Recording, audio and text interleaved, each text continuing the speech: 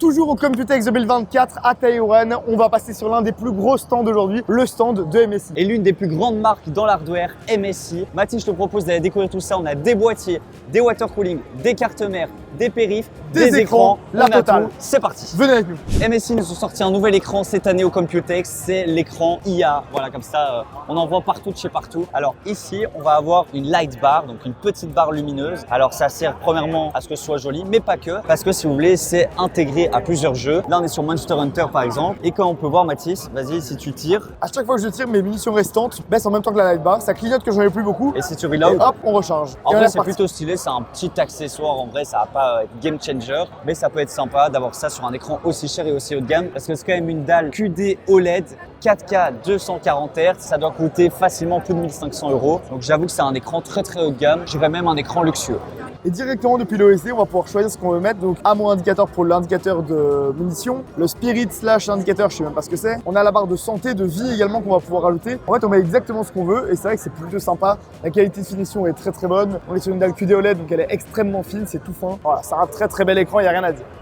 Je dirais même que c'est un très beau produit. Toujours dans les écrans, ici on va retrouver le Dual Mode Monitor Gaming Curve. Alors ils mettent que c'est le premier au monde, mais c'est le premier qui est incurvé. On dit toujours que pour les FPS, il vaut mieux avoir une résolution plus faible mais un maximum de Hz. Et les jeux comme Tomb Raider, Cyberpunk, il vaut mieux avoir une bonne résolution avec un peu moins d'FPS, c'est pas forcément utile. Ce qui est chouette ici, c'est qu'il y a simplement à choisir entre de la 2160p, donc de la 4K à 160 Hz, ou alors, et en switchant simplement depuis l'OSD avec un bouton à l'arrière, vous pouvez passer à de la 1080p à 320 Hz. C'est une très bonne idée parce que les dalles 4K à 320 Hz, soit ça n'existe pas, soit c'est impayable. Et là, au moins, on a le meilleur des deux mondes dans un seul écran. Donc là, on a switch sur le deuxième mode. On passe du 160 au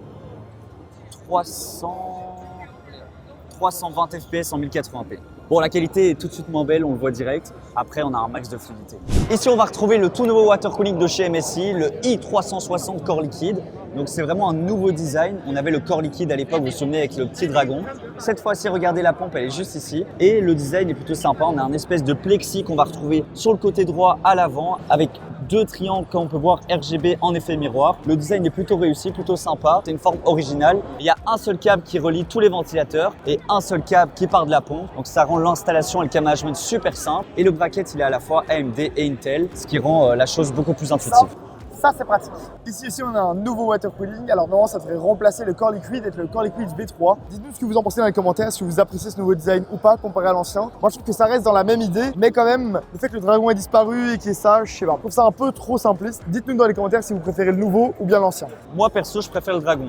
Et oui, MSI sont aussi lancés dans les boîtiers Aquarium. On vous en avait parlé au Computex, ils avaient sorti le boîtier panneau. On a même une config chez Flop, le Flop Abyssin, mais on l'avait en micro ATX. C'est vrai que c'était un peu frustrant d'avoir un si beau boîtier avec une carte mère micro ATX. Cette année, ils ont sorti la version ATX comme on peut voir ici et ça rend le produit et le boîtier beaucoup plus beau. Le boîtier est plus haut, plus massif, plus impressionnant. L'alimentation est à l'arrière, c'est quand même bien préférable également. Hein. Beaucoup plus joli comme ça en tout cas. C'est ça, ici on a un water cooling custom. En plus, on a même la rame qui est refroidie. Le liquide comme ça, un peu bleu glacial, c'est magnifique. Et du coup, la face avant, elle est juste énorme. Limite, je trouve que c'est un peu trop gros, un peu trop large. Mais au moins, vous avez de la place pour le cam management, pour mettre vos ventilateurs ou même pour un water cooling custom. Du côté des cartes mères chez MSI, on a beaucoup de nouveautés et pas mal de choses intéressantes. Ici, on est sur le stand SDIY. Alors en gros, c'est quoi le but? C'est de simplifier la façon dont on monte les PC gamers aujourd'hui. Et vous allez voir qu'ils ont trouvé pas mal de techniques assez intéressantes. On a par exemple le bouton poussoir ici qui permet de désloter les cartes graphiques et de plus avoir à aller avec son pouce ou avec un tournevis pour retirer la tête en coche du PCI Express. C'est vraiment très pratique et ça se démocratise. C'était pas les premiers à le faire non plus. Par contre, un truc qui est assez intéressant et que j'avais jamais vu avant, c'est au niveau de la vis du M.2. Vous savez, c'est la vis la plus chiante à mettre.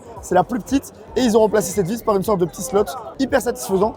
Il suffit d'appuyer pour le retirer et pour le remettre, on commence par slotter le SSD d'un côté et on a juste à appuyer dessus.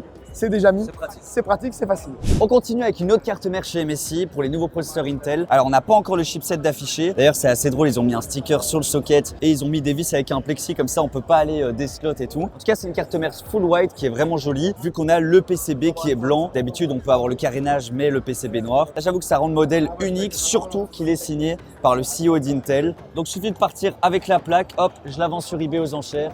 Et on se met bien. Et ça se remet juste comme ça se clipse. Pareil pour le SSD, il suffit de déclipser. Toujours avec le bouton poussoir ici. Et pour les antennes Wi-Fi, regardez, c'est du plug and play. Rien de plus facile, il suffit d'approcher l'antenne, hop, et hop. Et pour retirer, hop, hop. Voilà, il faut arrêter de commencer à visser et tout. C'est fini tout ça. Sur quasiment tous les stands du Computex, qui se démocratise de plus en plus, eh bien, c'est d'avoir les câbles et les connectiques à l'arrière. Alors, ça a différents noms selon les marques. Chez MSI, ça s'appelle le Projet 0. Et vous voyez qu'on a donc le câble 24 pins à l'arrière, les 2 fiches d'alimentation pour le processeur, tous les USB, les SATA. Enfin bon, en gros, il n'y a plus aucune connectique et câble qui vont à l'avant. Tout va à l'arrière. Ce qu'on a également de super intéressant sur cette carte mère-ci, eh bien, c'est qu'on a le nouveau type de RAM CAM2. Ça aussi, on commence à le voir sur la plupart des stands. Et ici, sur cette carte mère Projet 0, c'est en dessous du dissipateur qu'on peut retirer très facilement. On découpe la barrette de RAM CAM2. Ça existe uniquement en DDR5. Ça va jusqu'à 128 Go pour le moment. Et le principe, c'est que le lien entre le processeur et la barrette de RAM est censé être beaucoup plus direct. Déjà, il n'y a plus qu'une seule barrette. Elle est plus proche également du processeur. Il y a normalement une meilleure bande passante. Pour l'instant, on atteint des débits aux alentours de 8000 MHz. Pas mal. Ce qui est déjà excellent. Et ça devrait pouvoir monter encore beaucoup plus haut avec des latences plus faibles. Donc, c'est super intéressant et prometteur.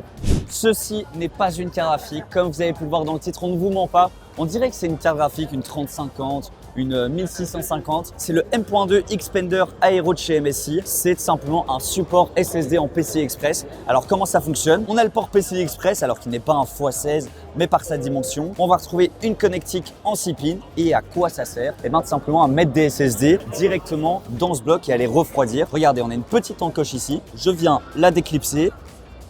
Et je peux directement retirer un slot avec un dissipateur. Il suffit de mettre son SSD en M.2. Par exemple, un Gen 5 qui peut consommer et chauffer pas mal. On vient le reslot dedans et on referme la petite encoche. Ce qui est génial, c'est qu'on peut changer les SSD pendant que le PC tourne. Donc si par exemple on veut mettre un autre SSD ou quoi, ça va pas faire crash. Donc ça, c'est plutôt cool. En simultané, on peut très bien changer ses fichiers, ses SSD. Et ça vient se slot généralement en dessous de sa carte graphique. Ça peut faire très stylé, comme si on avait 2 cartes graphiques. Toujours dans les tendances actuelles, on voit de plus en plus d'écrans sur les water cooling et quasiment sur tous les stands du Computex, on peut en retrouver. MSI le font déjà depuis longtemps, mais ici sur leur nouvelle gamme de water cooling, le Core Liquid P, eh bien ils ont poussé la chose encore plus loin. On a un écran de 4,3 pouces IPS, il est énorme. Comparé à un water cooling habituel, on peut voir qu'il est encore plus large. Et la grosse nouveauté également, eh bien c'est qu'il bouge. Généralement, on va mettre son PC à droite sur son bureau et donc l'écran n'est pas vraiment en face de la personne qui est en train de jouer. Ici, eh bien on peut l'incliner, hop, et le mettre quasiment face à soi. Alors ça peut paraître un petit peu gadget, mais les finitions sont plutôt bonnes. L'écran a des bords hyper fins et c'est une dalle IPS. Et le fait de pouvoir le bouger comme ça a l'air assez solide. Franchement, c'est une bonne idée, il n'y a plus qu'à voir le prix. On trouve maintenant le Velox 300R MPG de chez MSI. C'est un boîtier qui est dans un format assez haut, assez grand. Voici la plaque avant qui vient se mettre du coup à l'avant, vous l'avez bien compris. On va retrouver 4 couleurs sur ce boîtier, soit du cuivre comme ça, soit du noir, soit du métallisé ou même du blanc comme ici. Et la grosse innovation, ça va être le système de ventilation. En regardant, on peut se dire à première vue qu'il y a 2 ventilateurs. Et ben non, c'est un seul ventilateur. Avec un nouveau système de rotation, on va avoir 2 types de lames. La première lame ici et puis la deuxième. Et l'idée en fait, c'est lorsqu'on va souffler l'air comme vous voyez sur la vidéo, au lieu d'être transféré directement linéairement,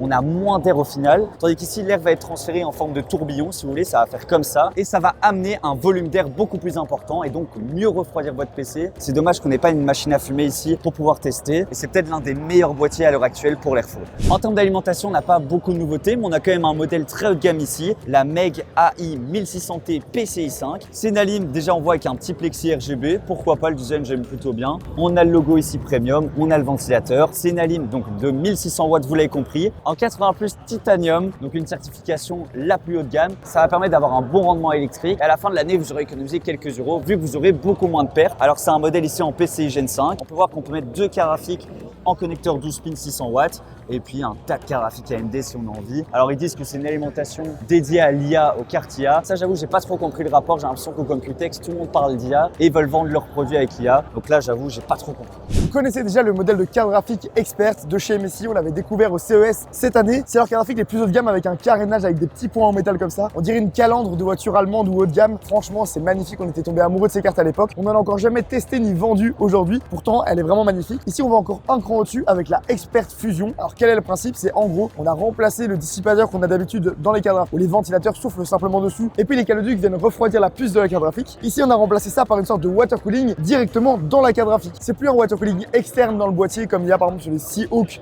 de chez MSI. Ça prend de la place, c'est pas très joli. Il y a 2 water cooling, donc un pour le processeur et un pour la carte graphique. Là, on a tout directement dans la carte graphique avec le radiateur, les ventilateurs qui soufflent dessus et puis la pompe et le water block qui va directement sur la puce de la carte graphique. Tout ça en un seul bloc. On peut l'avoir juste ici en action et elle est même pas plus épaisse qu'une carte graphique normale. Franchement, c'est une super bonne idée. À voir ce que ça donne réellement en termes de performance parce que du coup, ça utilise l'air chaud qui est déjà dans le boîtier. C'est peut-être un petit peu moins bien. En tout cas, c'est hyper stylé à voir. C'est une vraie innovation. Ça fait plaisir. Après, d'après moi, ils ont voulu pousser le truc un petit peu trop loin parce qu'ils ont fait la Supreme qui est le modèle en dessous dessous de la Expert avec 2 dissipateurs de 120 mm. On en a un là et un second ici. Par contre, du coup, le waterblock est en dessous. Ça fait une carte super épaisse, pas du tout jolie, c'est super moche. Je pense vraiment qu'ils auraient dû s'arrêter à 120 mm en espérant simplement que ça refroidisse suffisamment. On ne savait pas, mais MSI ont aussi une gamme pro, donc rien à voir avec le gaming. On va chercher ici tout ce qui est mini PC, écran professionnel, bureautique, etc. Là, on a le Cubinuke, donc avec un i7 1365U. On va retrouver 16 Go de RAM en DDR5, donc c'est plutôt pas mal. Le format est assez intéressant. Ça a l'air quali. Là, on en a un qui est beaucoup plus mastoc, beaucoup plus massif, avec un i7 de 14e génération, 32 Go de RAM, des USB jusqu'à 10 gigabits par seconde et qui est un peu mieux refroidi. On voit qu'il y a un beau ventilation ici. On ne savait pas, mais MSI font des mini PC et pourquoi pas un jour un mini PC gamer.